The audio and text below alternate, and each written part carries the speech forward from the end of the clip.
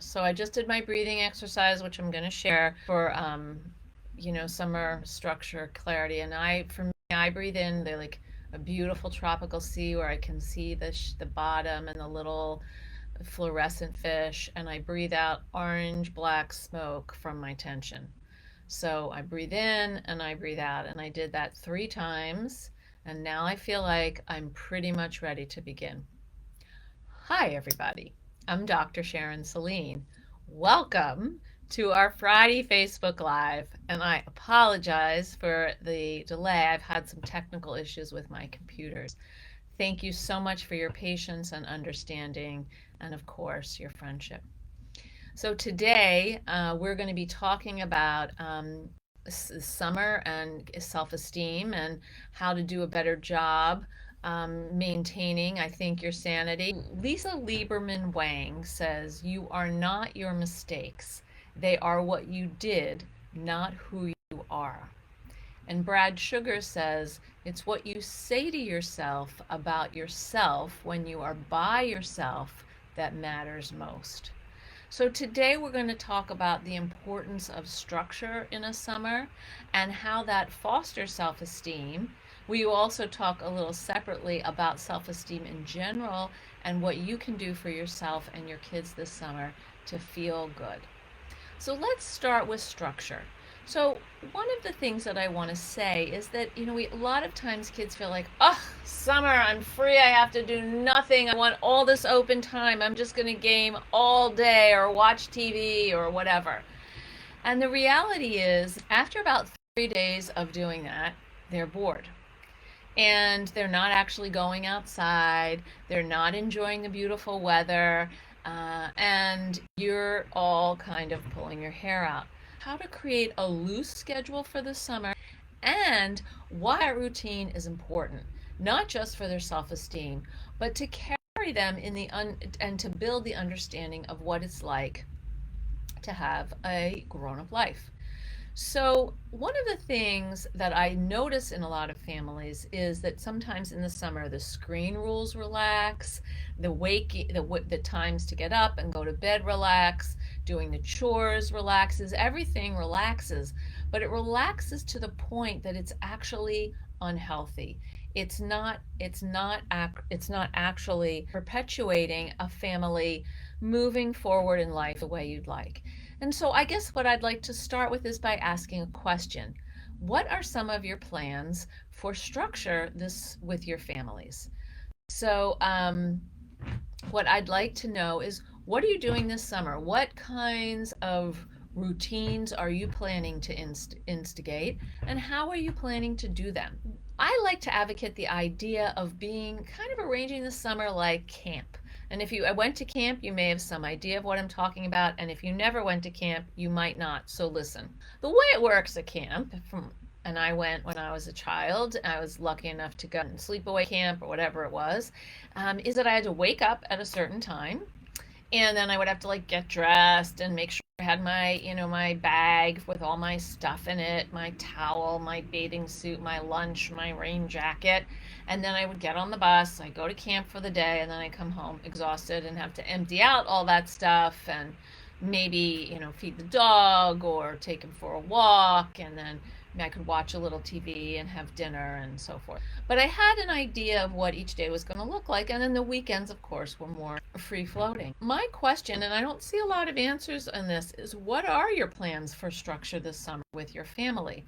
Because I do think that it matters to have a general wake up time, 8 to 9 a.m., a breakfast, do whatever chores you do in the morning, and then some activity. Do something non-screen oriented, and then another afternoon activity, and then some free time. So I'd love to hear from you. What are some of your plans about summer activities? Now, for people who work and whose kids are in camp or various programs, those programs will dictate the kind of structure you'll need.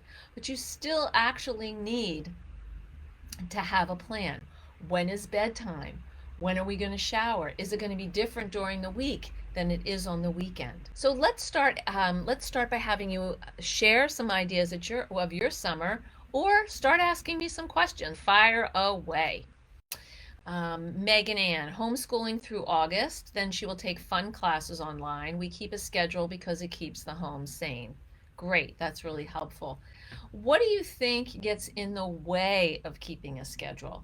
I'm curious about that. We have some sort of loose ideas of what we're doing, and then what we're coming together for hopefully a dinner of some kind, maybe an evening activity. Maybe you play a game or you watch something on TV together, and then a bedtime. So we want to really come up with what I call a block schedule. All right. It's a block schedule. We have different blocks of time to do different things. And that time includes resting, maybe listening to music. That time includes free time where you can have your screen time, that sort of thing. Megan Marie says sports camps most of June, still working on July schedule. So it does really help for your kids to have a place to go or a purpose on various days. It doesn't have to be every day, but it should be most days where they have a plan with a friend, or maybe they have a basketball or baseball game. There is summer basketball. Summer school classes for first few weeks, then morning activities to do before the heat hits. Right, so that's another thing to consider. If it's really hot in the afternoon where you live, then that's a great time for screen time, family games, chilling out, reading, watching a movie together, and do your activities in the morning. Try what I like to try to recommend is what I call a magical mystery tour. Are there some places around you that you've never been? Or that your kids have never been, that you'd like to show them? Make a list of these and pick one as a different destination. Elizabeth says, every week we go to the movies one day. Awesome. My kids wake up between 7 and 8 and go to bed at 8. So you have something, but it's not rigid. It's loose. And if it's a beautiful day and you decide, oh, this day we're going to pack our bags and we're going to go up to the lake or go to the ocean, you can. Peach says, when my kiddo has low motivation, that gets in the way of keeping a schedule. That's right, because when kids aren't motivated, they push up against you and they're often obstinate. And so we want to help them. We want to incentivize them. We want to put something that they really like to do after something that they don't really like to do, and then we link them. You earn the thing you like with the thing you don't like. Rachel says, each kid is in charge of a meal each week, including meal prep, cooking, and cleanup. Fabulous. I love that idea. So you can have a different chef every day of the week. Of course, you'll probably have to be the supervising chef, but it gives kids a chance not just to experiment with cooking, but to learn an important life skill. That's awesome.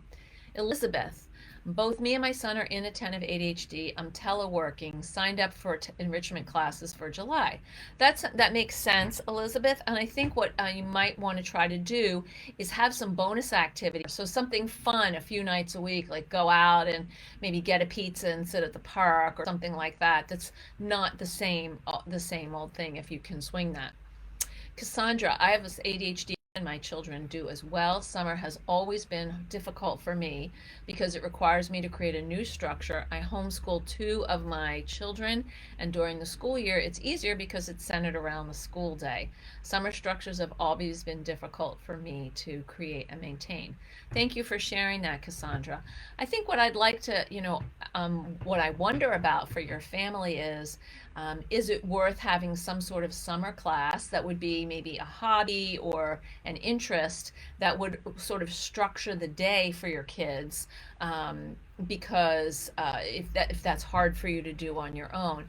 And try to think like this, get up, breakfast, chunk, activity, chunk, snack, chunk, maybe another activity, chunk, lunch, a big, rest, quiet time chunk, and then another activity, or just a morning activity and an afternoon thing to make it easy for yourself. The idea is easy, but to create a plan. Michelle, regional day trips, fabulous. Similar bedtime and wake times. Yeah, you want to keep those bedtime and wake up times similar to school. I mean, it doesn't have to be quite so early, but that there is a wake up time and there is a bedtime. and then resuming personal workbooks from Lakeshore.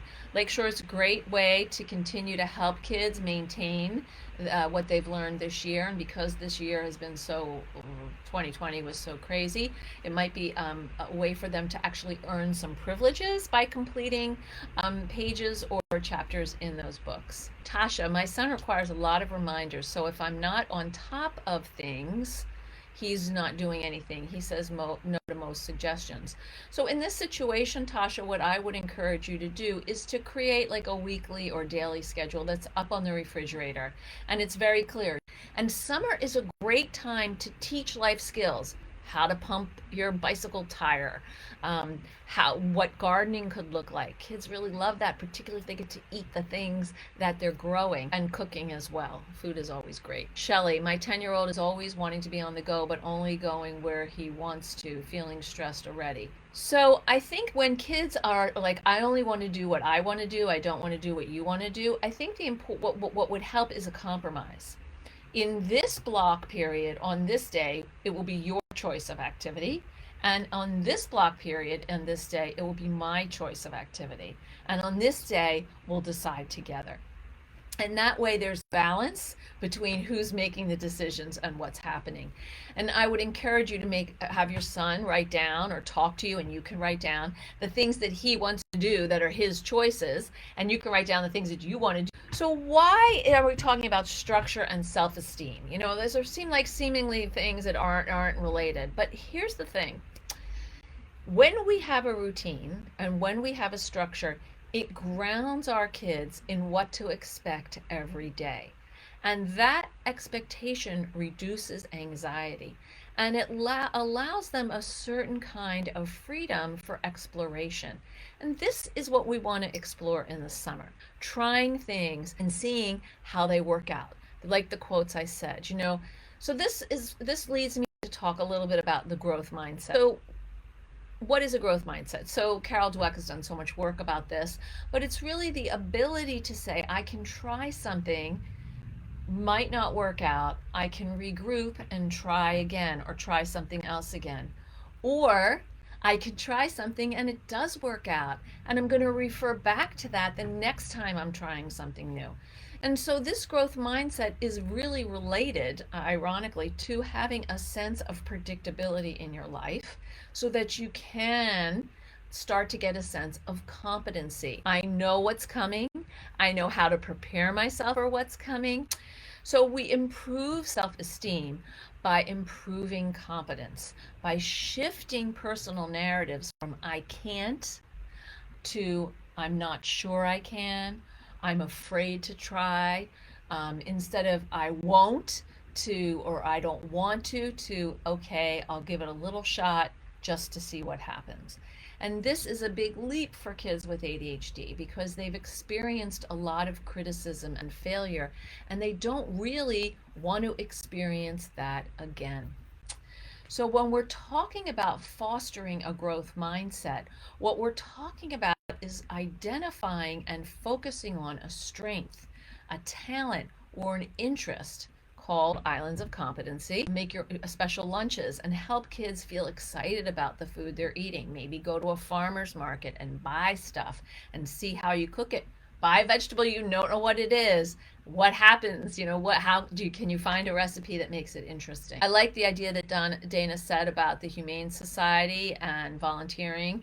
Of course, lots of shelters have times for people to come and visit with the animals. That can be really useful also. I'd like to know, what are some talents or skills or interests that your kids have that they might be able to explore this summer? I'd love to hear from you. What are some things that you think your kids would be interested in expanding, developing, or digging deeper? Would making a visual board of the schedule be good? How can I encourage follow through when I'm working so it's not YouTube and gaming the whole day?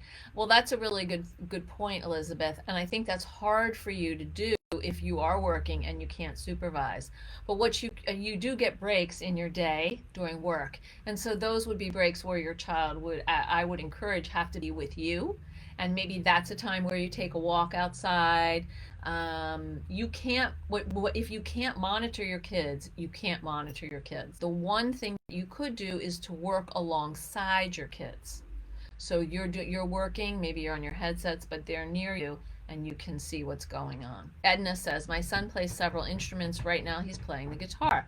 Well, that's great. Has he ever gone to a concert and seen a really good guitarist? What types of guitar music has he seen? And what might he like to see? What kind of music does he like to listen to? Would he like to go to a really cool guitar shop where they have like antique guitars, or I don't think that's such a thing, but like a whole range of electric guitars and that he could play around with.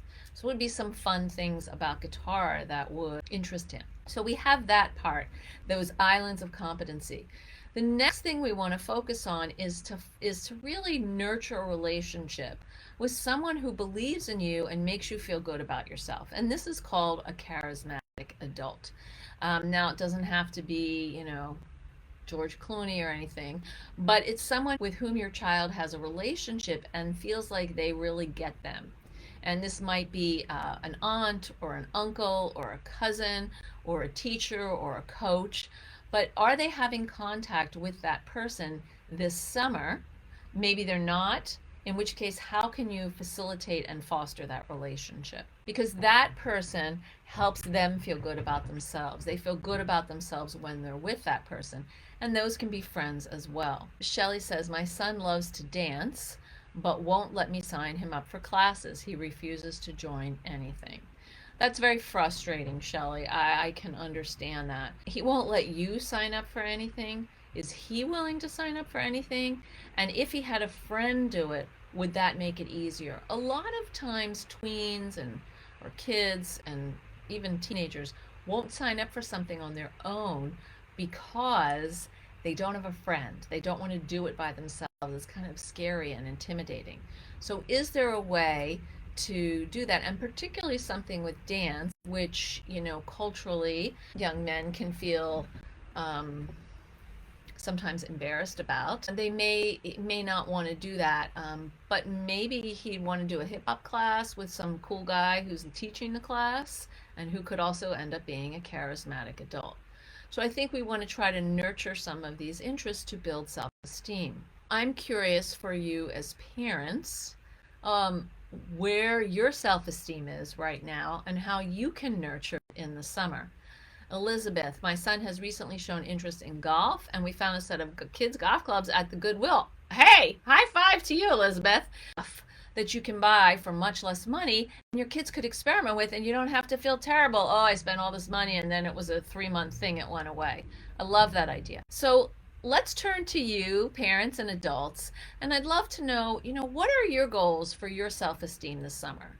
Summer is a time when we can actually let our guard down a little bit, I hope, and refuel. I know that for me, this has been a really hard 15, 16, 18 months with COVID, where I've worked more than I ever have, and I want to make some time for me.